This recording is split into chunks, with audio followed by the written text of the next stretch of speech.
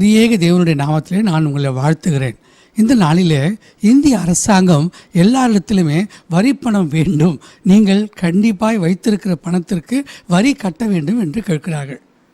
இது சரிதானே?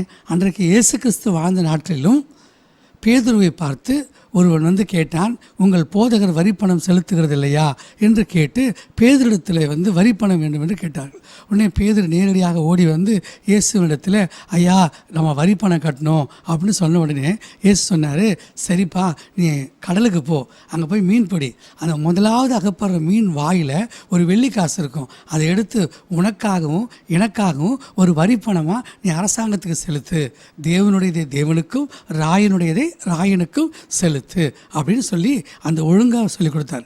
நாமும் கூட எந்த பணமாக இருந்தாலும், வருமானத்துக்கு அதிகமாக எவ்வளோ பணம் வந்தாலும் இல்லை, வேதத்தின்படி அந்த வசனத்தின்படி நம்ம பண விஷயத்தில் தேவனுடையதை தேவனுக்கும் கடவுளுடையதை கடவுளுக்கும் மனுஷர்களுடையதுக்கு அரசாங்கத்துக்குடையது அரசாங்கத்துக்கு சரியாக செலுத்துவோமானால் நாம் ஆசீர்வதிக்கப்பட்டவர்களாக இருப்போம். அதில் சந்தேகமே இல்லை.